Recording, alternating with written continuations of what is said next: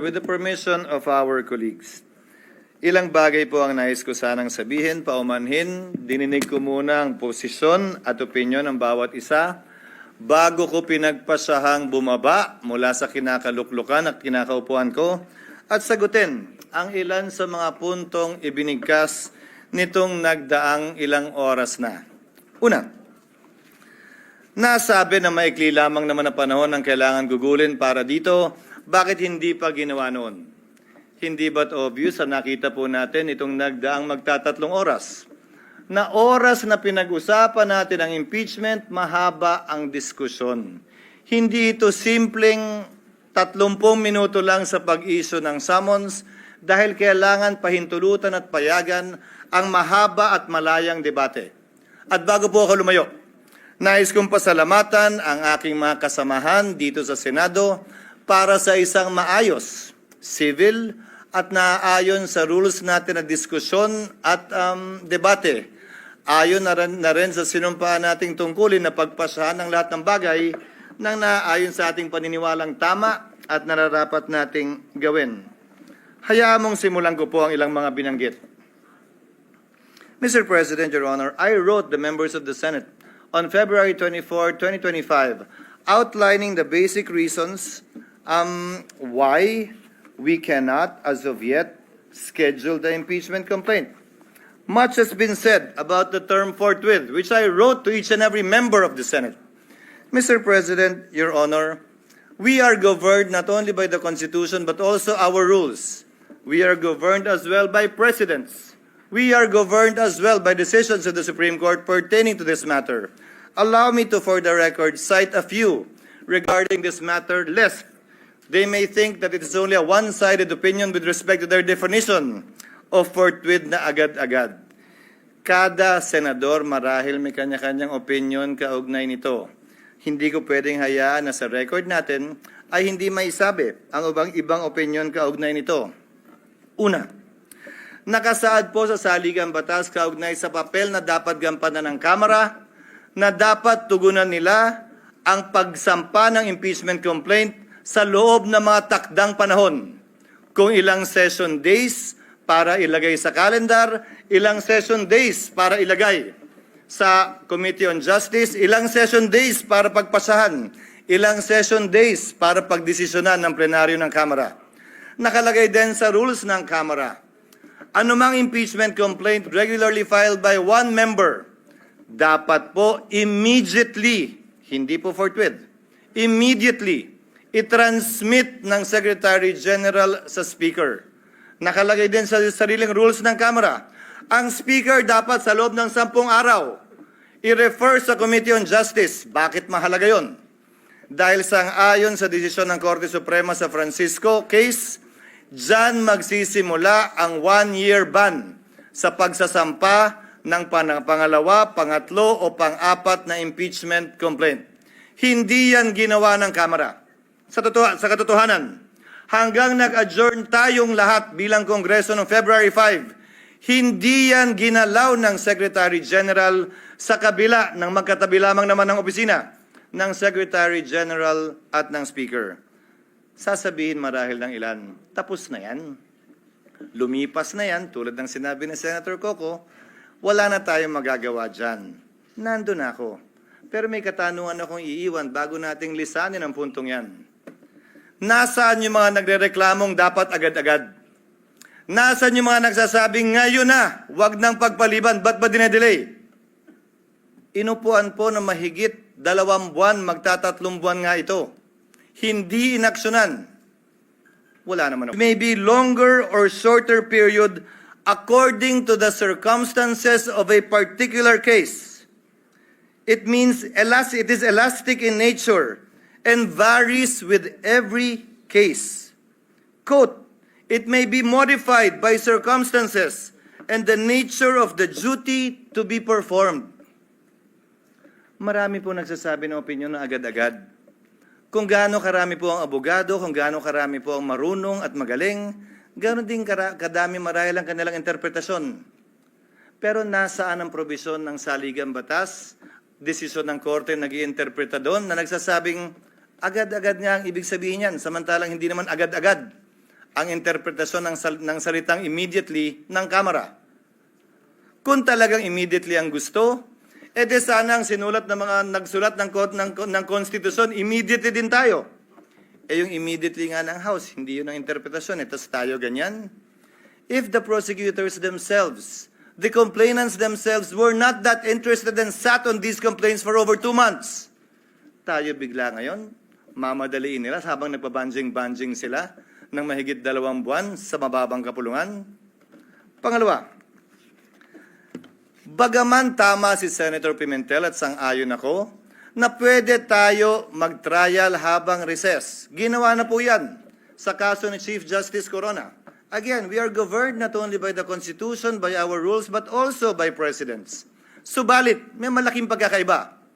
Dapat nasimulan, na-refer, at nagkaroon ng plenary action sa articles of impeachment upang makonstitute ang impeachment court bago ito magpatuloy habang recess. Maraming nagsabi, mag-trial na tayo, mag-convene na tayo, sumampa na tayo habang recess. Sa pananaw at palagay ko, labag yan sa saligang batas. At dun sa mga talagang gustong matanggal si Vice President Sara Duterte, dun sa mga galit sa kanya, inis sa kanya at gustong madali itong impeachment, para mo lang dinagdag, binigyan siya ng dagdag na balang questionin ito sa Korte Suprema. Dahil hindi po pwede yan. At hindi po ako papayag na mangyari at gawin yan dahil lamang gusto nila at nagmamadali sila. Sinabi ko na sa simula pa lang ng impeachment process na ito, 1 linggo matapos i-file yan dito sa Senado, 2 oras bago tayo mag-adjourn sa huling araw ng ating sesyon. Sabi ko, hindi ako makikinig, susunod o magpapadala sa sino mang pabor sa impeachment at ayaw kay Vice President Duterte. Hindi ako magpapadala sa ayaw sa impeachment at gusto si Vice President Duterte. Trabaho ko bilang tagapangulo ng Senado, hindi nga lang ako, trabaho nating lahat, na maging pantay at pareha sa ating pagtingin. Yan ang rason, hindi naman tsamba lang yun at nagkataon. Yan ang rason kung bakit ang babaeng sumisimbolo ng hustisya ay nakapiring. Wala dapat tinitingnan o tinititigan. Wala dapat kinakampihan dahil lamang nagkataong ganun ang nangyari. At dahil nagkataong ayaw ko siya ganyan ang gawin nyo. Let's go back to precedents, Mr. President.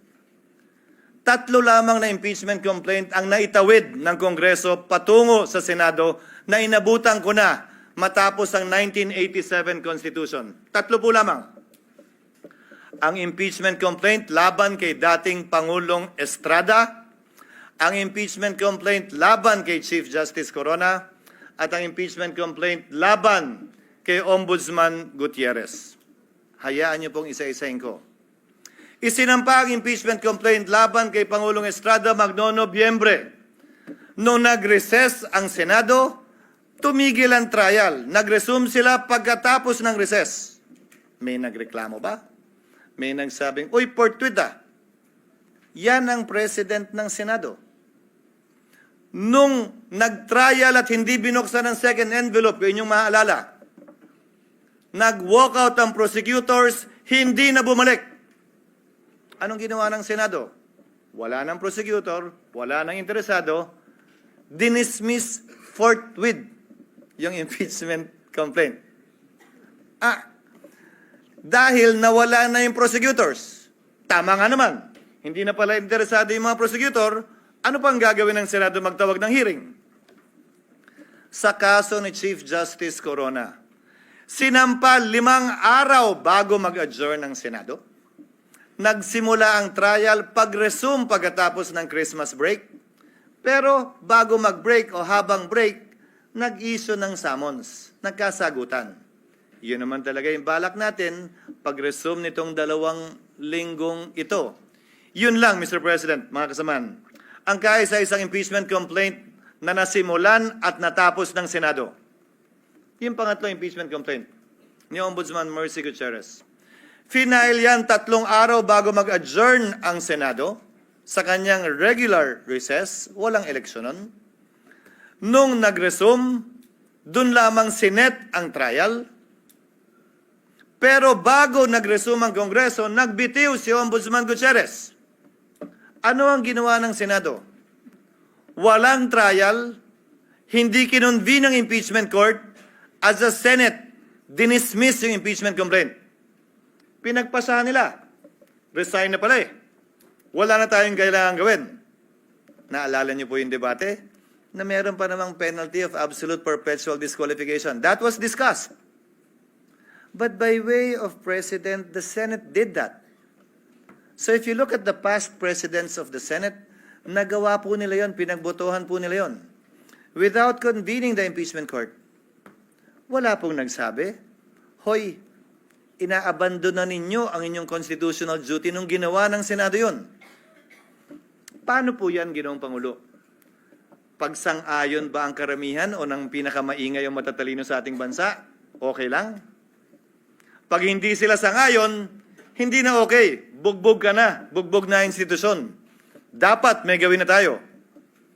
The Constitution, the rules, and the precedents, Mr. President, do not change simply because a group says otherwise. Baliktan naman pa natin. Yung isang naudlot na impeachment complaint laban kay dating Chief Justice Davide. Karamihan sa mga civil society groups tutol doon sa impeachment complaint na yon. Tungkol sa corruption din yon. Tungkol sa pag-aabuso din ng poder yon. Parehong mga grounds. Dahil yun naman ang ground ng impeachment talaga eh. Anong sinabi nung halos parehong grupo ngayon na gusto ang ulo ni Vice President Sara? Ay, masama yung impeachment yan. Hindi yan dapat i-file. Dapat i-dismiss nyo yan. Mabuting tao si Chief Justice Davide. Nagsalita pa ang mga miyembro ng Senado noon. Kahit padala yan ng Kamara sa amin, hindi namin tatanggapin yan. Sinabi din po ng Senado noong mga panahon yun. At saka busy kami sa budget.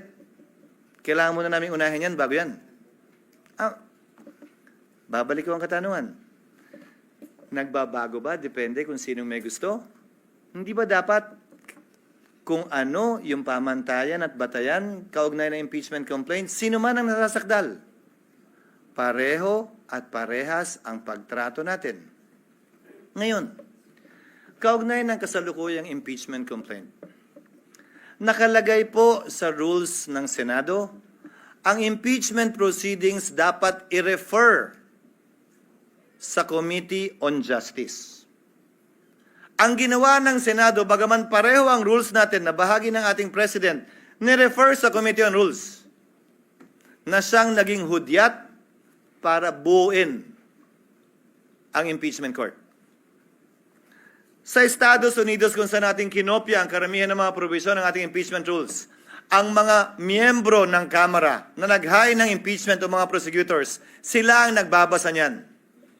So, nung nakita po namin sa parte ng Secretariat, yung President na yon, nung nakita po namin yung provision na dapat sa Committee on Justice i-refer, sinuggest namin na basahin yung articles of impeachment ng prosecutors mismo. Sa Senado, hindi pa sa Korte.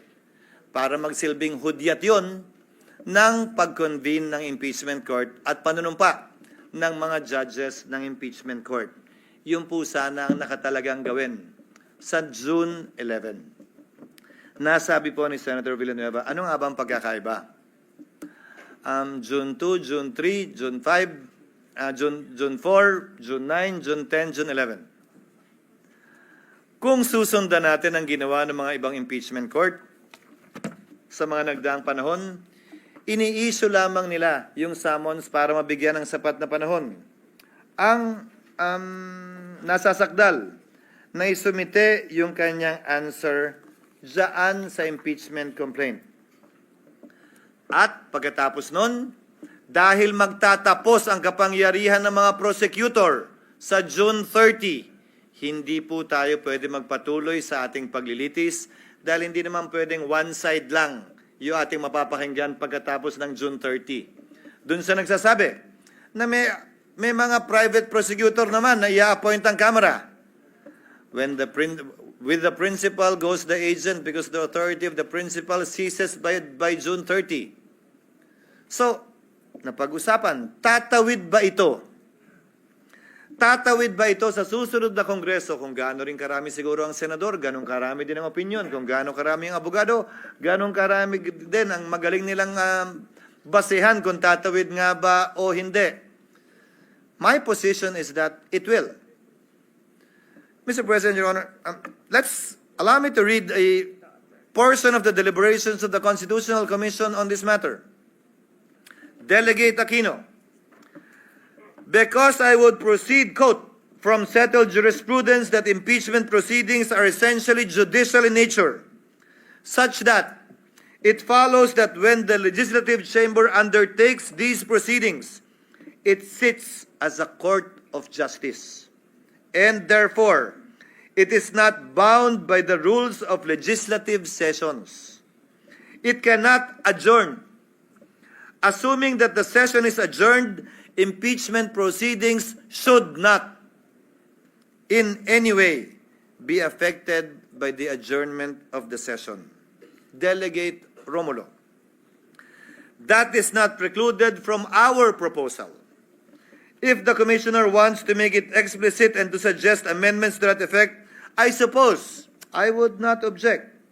Our thinking is that if the Commissioner's premise is that it is like a court of justice, maybe an adjournment of the hearing will certainly not preclude it from continuing the proceedings on some other day. In other words, it could not lose jurisdiction just because of adjournment. Add to that, Mr. President, what the minority leader said during earlier sessions we've had. Hindi porkit pinalitan yung judge, dismissed agad lahat ng kaso at magsisimula uli. Ang prinsipyo pa ng batas na nagsasabing anumang sinimulan, dapat lamang tapusin. Plus ang president natin, kaugnay sa SET, na tumatawid yung kaso sa SET, bagaman nagpalit ng Kongreso, bagaman nagpalit ng mga miyembro ng Senado at maestrado ng Korte Suprema.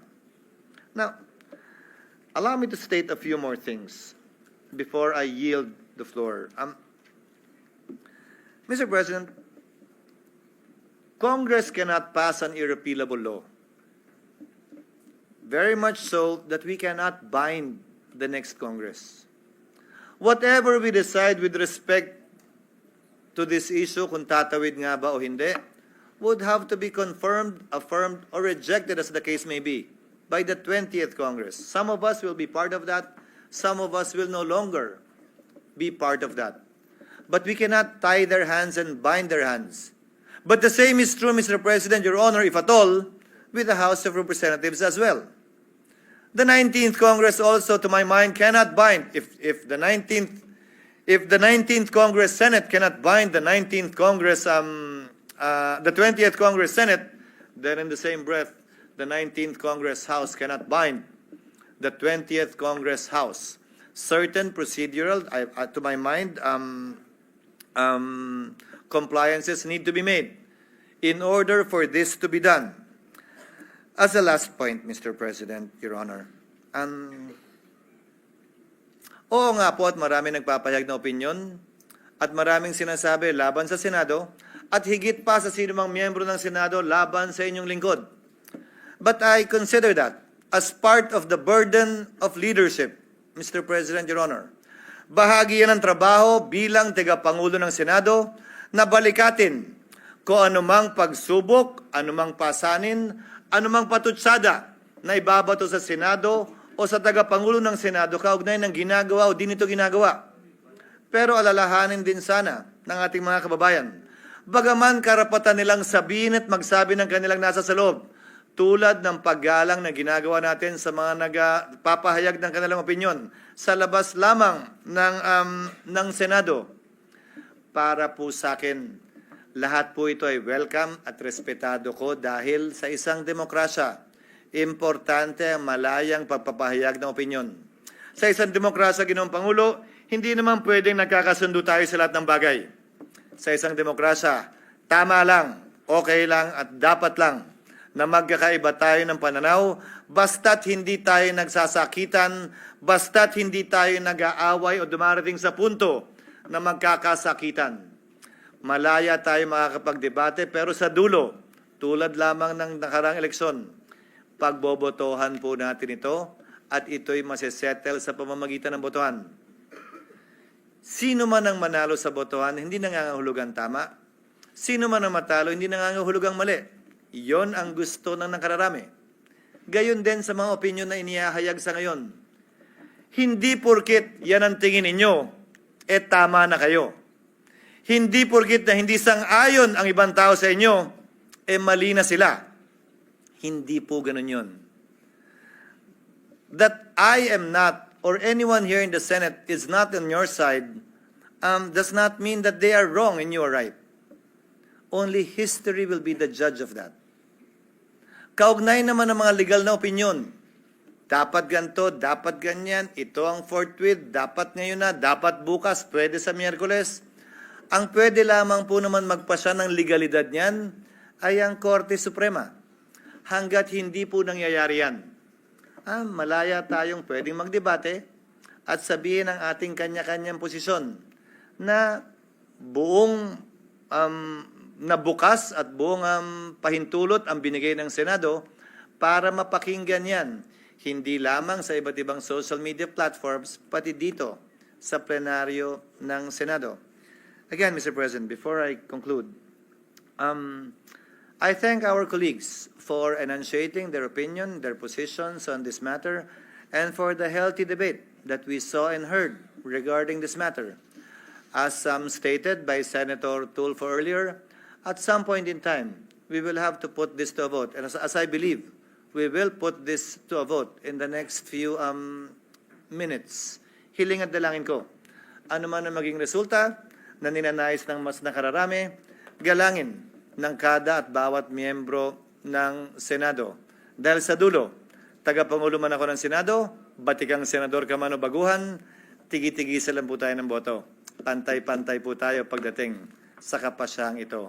Maraming salamat po sa inyong pasensya, sa oras at paumanhin kung medyo mahaba-haba po ng konti ang aking mga sinambit na salita. Salamat po at salamat sa pasensya at sa oras na binigay ng ating minority floor leader.